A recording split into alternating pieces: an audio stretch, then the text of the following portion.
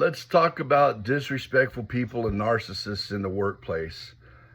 I did one short video and man, people have really loved it. And it was in my comments and, people have asked me this stuff all the time online and things. And I'm going to say you have to go to work because you have to earn a living, right? You got to make your money. So why go to a place that one, you're not welcome to, two, where people treat you bad. Now, I'm going to tell you this. If you let one person treat you bad, then other people are going to treat you bad as well. And it does not matter who it is, if it's your boss or anybody else. Let's say somebody else came in and you feel like you're more qualified and they got promoted over you. And maybe the problem is you let them come in and they were confident and they came in, they did the work. I'm going to tell you one rule right now. You're not at work to make friends. Okay? Yeah, you'll make lifelong friends out of that, but you're there to work. And you're there for the one goal of the company, okay? And those people will throw you under the bus in a heartbeat. And that job does not care about you that much. If you die right now, in a week and a half, your position will be filled. So that's the other thing, is having self-respect. I worked a job one time and my mother had surgery and I didn't have a babysitter and there was complications. And I told them, I said, look, there's some issues. I'm not going to be here tomorrow. And they tried to tell me this crap about, oh, well, the protocol is, I said, look, you're the manager, okay? I'm just a mere employee. I'm telling you, I'm not going to be here tomorrow because look, they don't own you. If they want to fire me over that, who cares? My mother and my daughter come in first, right? So I just said, your job as a manager is to find somebody to replace me tomorrow because I'm not going to be here the next 2 days or whatever it was. And you don't give them that option. You take your life back. Your personal life comes first. You come first. Your family comes first. God comes first, okay? But if you have a disrespectful manager, for instance, or an owner of a company, when they hired you, they probably were nice to you in the interview and they wooed you in and were like, oh yeah, you get this, la da da, and they were nice. That means they have some nice factors about them, some nice qualities about them, correct? If not, just walk away. But here's what you do. You tell anybody, and I'm going to say this. Let's start with a meeting, okay? You're in a meeting and an employee or a boss or whoever disrespects you in the meeting. If it's not that bad, you let it go, but you pull them aside immediately after that meeting and do it in front of everybody. But excuse me, I need to talk to you.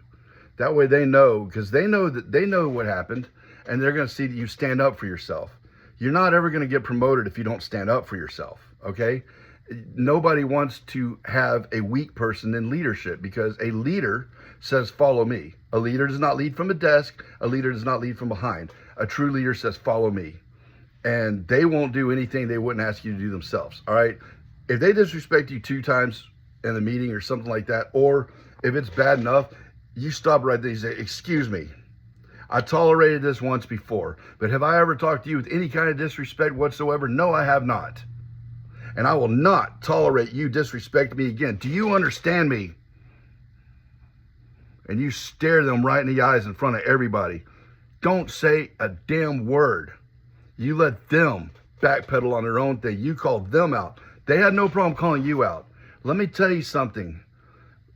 People always like, oh, I don't want to do this or that or the other because what if, look, if they offended you in any way, then they obviously don't care about how they make you feel. So why should you care about you standing up for yourself and having boundaries? If you want respect, you have to have self-respect. In order to have self-respect, you must set boundaries. Okay, and that is with relationships, with friendships, everything. First rule in negotiation, I care, but not that much. Always be willing to walk away. If you have a boss that is disrespectful, you walk right in their office. You close the door. Don't wait for their direction. You stand at their desk. Say, we need to talk. I don't appreciate the way you talk to me. I don't talk to you that way. And beyond this job, you ain't nothing, okay? You're not going to disrespect me anymore. You will treat me like a human being, period. Do we have any problems? Are you going to continue to disrespect me? Because I'm telling you, you're not going to do this again. Do you understand? And I don't care if it's a boss. What are they going to do? Fire you? Okay, go get another job. Why would you want to be anywhere where you're not welcome? Ever, ever. you know. But you know what? I'm seeming kind of negative. Have a smile, you know, smile, laugh. You can like people, but at the same time, don't tolerate any crap from anybody. You know, I like people. I genuinely like people. That's why I do this channel. I'm trying to help you out. I'm old, so I'm trying to help out people with advice that I wish I had when I was younger, and I wish I would have listened to, you know. So if you want to be a leader, you have to show leadership skills. If you cannot manage and respect yourself first, even in public, in front of people, and if you cannot stand up for those that are weaker than you, then why would they promote you? I wouldn't. What I'm going to do is I'm going to promote the guy that shows leadership. I'm going to promote the guy that does not tolerate crap. And you're not there to win a popularity contest. That's why I said don't worry about friends at work. It's not a popularity contest, okay? But you do have to be there, and you do have to earn a paycheck. And you can tell your boss flat out, you hired me because you need somebody to do this job. Well, you're not going to disrespect me, and I don't care who you are, okay? I'm doing the job you hired me to do. And if you have issues with my work ethic or anything involving work, that's cool. But you're going to talk to me with respect, because I'm going to talk to you right now about your work ethic. You are the one that has no people skills whatsoever. You are the one that loses employees, and that's what costs you your company. You'd be a lot more successful if you were just nice to people. So let's talk about job performance, because you have no people skills, boss, and you need to work on that yourself. Don't be scared to stand up. They will respect you more. At the very least, you get fired. Okay, so you get another job. Who cares? Anyway, that's my 2 cents worth on all this, man. Don't tolerate disrespect. And you know what? I'm going to tell you this in life in general, because this happens at work all the time. Again, don't be friends at work. They're not your friends. They gossip all the time at work. If people are gossiping about you, let them. If they want to believe what somebody else says about you without coming and talking to you first, and if they're your friend, they're going to come and tell you what was said, of which I'm going to say, well, I don't really care, you know. But if they don't come and clarify things with you first, let them have their opinion. You're not there for a popularity contest. You're there to get a job done. And I'm going to tell you, like, you know, okay, sales, for instance. Other salesmen are going to drag you down. They don't want you to succeed. They want all the customers. Your only job is to make your customer happy. Find what the customer needs. Don't just sell them something because they don't need it. You find the right product for that customer, and you build a rapport. You build a lifetime customer, and that customer will refer people to you. But don't worry about the other salesmen. They're never going to help you. They're not your friends. Nobody is.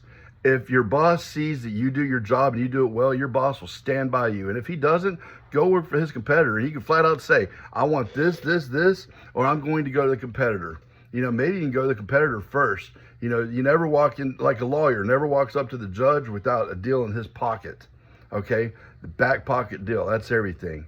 So always be willing to walk away. If you want a raise, you tell them, I need a raise. This is what I need.